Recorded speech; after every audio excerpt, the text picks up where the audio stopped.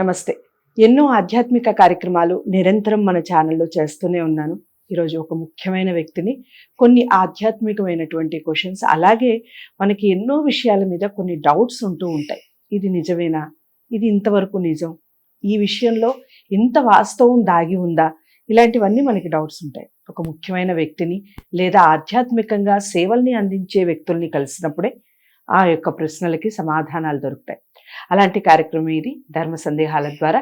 ఈరోజు శ్రీశైలం పీఠాధిపతి శ్రీ అశోకానంద భారతి గారిని కలవబోతున్నాను, మాట్లాడబోతున్నాను. మీ అందరికీ కూడా చాలా చక్కటి ప్రశ్నలతో ఆయన సమాధానాలు చెప్తారు.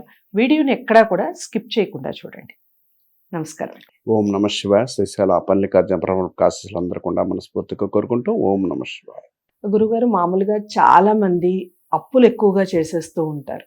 కారణాలు అనేకం. ఉన్న స్థితి నుంచి ఉన్నతమైన స్థితికి ఆల్ ఆఫ్ సడన్గా ఎదగాలని కొంతమంది అప్పులు చేస్తూ ఉంటారు. ఫ్యామిలీ బర్డన్స్ వల్ల అప్పులు చేస్తూ ఉంటారు. కానీ కొంతమంది తీర్చేస్తారు వెంటనే. కొంతమందికి అస్సలు ఎంత చేసినా అంతకంత అప్పులు రెట్టింపు అయిపోతూ ఉంటాయి కానీ తీరవు. కారణం ఏంటంటారు? దేనివల్ల అలా అప్పుల బాధలు పెరిగిపోవటం? దానికి ఏమన్నా రెమెడీ ఉందా? మంచి ప్రశ్న అండి. అప్పుల బాధలు, సొసైటీలో అప్పులు లేని వాళ్ళు ఎవరు లేరండి. సాధ్యమందరూ అందరూ అప్పులు ఉన్నాయి. ఇప్పుడు ఈఎంఐల పద్ధతులు వచ్చినాయి. ఇది పెద్ద అప్పు. ప్రపంచంలో అప్పు అనేది ఈఎంఐ నుంచి స్టార్ట్ అవుతుంది. ఈఎంఐ అంటే ఏంటి? అప్పు. నువ్వు నెల నెల కట్టేది అప్పు. ఏదో రోజుల్లో రైతు వారిగా ఏదో ₹2 వడ్డీ తెచ్చుకుంటే సంవత్సరానికి వచ్చేది బాధ. ఇప్పుడు సంవత్సరానికి కాదు. ఇప్పుడు ఏంటంటే నెలకు ఒకసారి 15 రోజులకు ఒకసారి అప్పుల బాధలతో మనుషులు చనిపోతూ ఉన్నారు. ప్లస్ జూదాలు ఎక్కువైపోయినాయి, ఆన్లైన్ మోసాలు ఎక్కువైపోయినాయి. దీన్ని అప్పులు కామన్గా ప్రతి ఒక్కళ్ళు పడుతూనే ఉన్నారు. అప్పులు లేనోడు అంటూ లేడు అని చెప్పాలి. అంటే అప్పుల బాధలు తీరడం అనేది కొంచెం ఎక్కువగా ఆర్థికంగా వాళ్ళు స్థితివంతంగా అయితేనే అప్పులు తీరుస్తుంటాం. దానికి నేనేం చెప్తాను అంటే, అప్పుల బాధలు తీరడాన్ని నేను ఏదో శాస్త్ర ప్రకారం అది ఉందండి ఇది ఉందని చెప్పే అబద్ధాలు నేను చెప్పను. ఎందుకంటే శాస్త్ర ప్రకారం కన్నా కూడా జాతక ప్రకారం అది ప్రభావం చూపిస్తాను.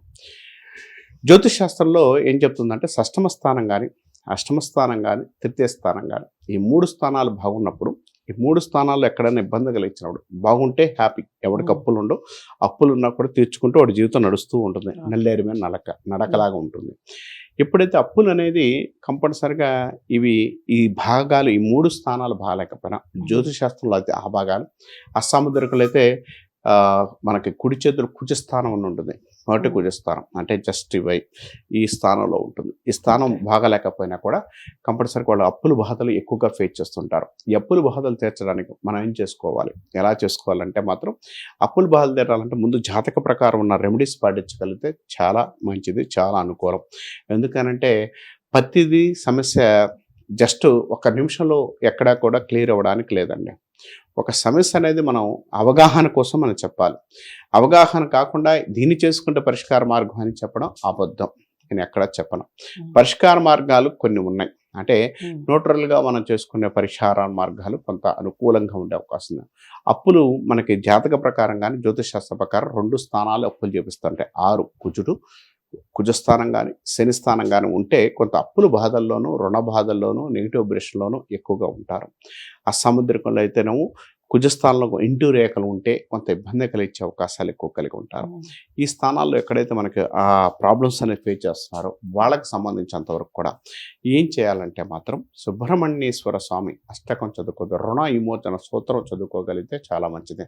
చాలామంది చెప్పారండి, చాలా చేసుకున్నాం, చాలా ఇబ్బంది. ఫస్ట్ మీరు చాలామంది చెప్పారు, చాలా చేసుకున్నారు. ఎక్కడ నిజం అనేది ఎక్కడ ఉందంటే, మీ జాతకం చూపించుకోకపోవడం నిజం. జాతకం చూపించుకున్న తర్వాత దానికి రెమెడీ వాడండి, మీకు 100% ఒక డాక్టర్ దగ్గరికి వెళ్ళినప్పుడు ఆ సలహా పాటిస్తే ఎవరైనా సలహాలు ఇవ్వగలుగుతారు, అవగాహన చేయగలుగుతాం తప్పితే పూర్తి క్లారిటీ ఇవ్వాలంటే మాత్రం ఇది చేసుకోండి.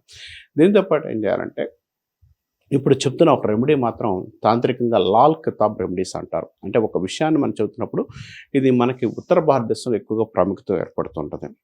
లాల్ కితాబ్ రెమెడీస్ చాలా వాటికి కొన్నిటికి బాగా పనిచేస్తుంటాయి. శని కుజ స్థానాలకు లాల్ కితాబ్ రెమెడీస్లో కొన్ని చెప్పబడినవి, అవి నేను చెప్తున్నాను.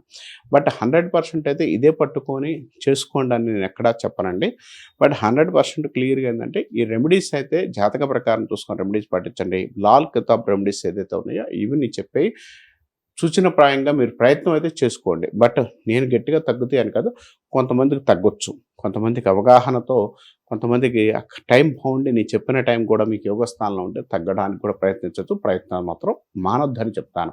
లాల్ కితాబ్ రెమెడీస్ ఏం చెప్తుందంటే, మంగళవారం పూట ఒక చిన్న మట్టి కుండ తీసుకొని, ఆ మట్టి కుండలో మీరేం చేస్తారంటే ఉదయం పూట మీ ఇంట్లో ఎప్పుడైతే అన్నం వండుతారో, అంటే అన్నం వండిన తర్వాత అన్నం మీద ఉన్న ఫస్ట్ ముద్ద తీసుకొని దానిలో వేసి కుంకుమ వేసి, దాని మీద కుంకుమ వేసిన తర్వాత దాని మీద ఎర్రటి గుడ్డతో కట్టేసేయండి. కట్టేసి ఒక ఆకు తీసుకొని, ఆకు మీద మీ బాధలు ఏదైతే ఉన్నాయో ఆకులు తీసుకొని ఆకు మీద రాసి దాన్ని కూడా దాని మీద పెట్టేసి మీ చుట్టూ ఒక 3 నుంచి 6 టైమ్స్, అంటే 3 సార్లు లేదా 6 టైమ్స్ కానీ, అంటే కిందకి పైకి కిందకి పైకి, అంటే అభ్యంగంగా చేస్తారు. అంటే కింద నుంచి పై దాకా కూడా చేసుకుంటూ వెళ్ళండి. ఇలా 3 నుంచి 6 టైమ్స్ చేస్తే మీకు నెగిటివ్ బ్రష్ నుంచి తొలగిపోవడానికి అవకాశం కలిగి ఉంటారు. మీరు అనుకున్న విధంగా పాజిటివ్గా ఉండే అవకాశం కలిగి ఉంటారు. ఇంట్లో సమస్యలు తగ్గిపోవడానికి అవకాశం కలిగి ఉంటారు. ఇది చేస్తే ఆర్థికంగా కొంత రికవరీ అవ్వడానికి అవకాశం కలిగి ఉంటారు. ఇది చేసుకున్న తర్వాత మీరు ఏం చేస్తారంటే, మీకు దగ్గరలో పారే నీటిలో ఎవరైనా ఉంటే చూసుకోండి, పారే నీటిలో వేసిరండి. కొంత అనుకూలంగా ఉంటుంది.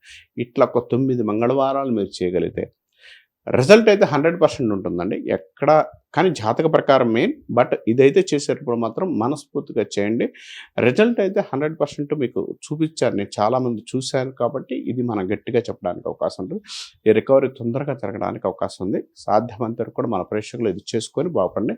కానీ జాతకాన్ని మెయిన్గా చూసుకొని చేసుకోవడం వల్ల ఇంకా మంచి ఫలితాలు ఉంటాయి అనేది నా ఉద్దేశం. ఇది మాత్రం ప్రయత్నించవచ్చు చెప్పవచ్చు. ఓకే, చాలా చక్కగా చెప్పారు. అదండి, అప్పుల బాధతో చాలా మంది గురువుగారు చెప్పినట్టుగా అసలు అప్పులు లేని వాళ్ళు అనేవాళ్ళు అసలు ఈ కాలంలో అయితే ఉండరనే చెప్పాలి. ఎంతో కొంత అప్పు ఉంటుంది, బట్ ఆ అప్పు అనేది రెట్టింపు అవుతుంది. ఆస్తి కన్నా మించి అప్పులు పెరిగిపోతూ ఉంటాయి చాలా మందికి. వాళ్ళకి గురువుగారు చాలా చక్కటి రెమెడీ చెప్పారు. ఒకసారి పాటించి చూడండి. ఏదేమైనప్పటికీ జాతకాలు చూపించుకోవడం మస్ట్. జాతకాలు చూసిన తర్వాత పరిహారం చేసుకుంటే ఇంకా మంచి ఫలితాలు ఉంటాయి. గురువుగారితో మీరు డైరెక్ట్గా కాంటాక్ట్ అవ్వచ్చు. స్క్రీన్ మీద కనపడే నెంబర్కి కాల్ చేయడం ద్వారా మీకు ఎలాంటి డౌట్స్ ఉన్నా తప్పకుండా కామెంట్ బాక్స్లో తెలియచేయండి. ఇలాంటి మరిన్ని సమస్యలతో, మరిన్ని ప్రశ్నలతో మళ్ళీ గురువు గారిని కలిసే ప్రయత్నం చేస్తాను. తప్పకుండా వీడియోని లైక్ చేసి షేర్ చేయండి. ఛానల్ని సబ్స్క్రైబ్ చేసుకోండి. నమస్తే.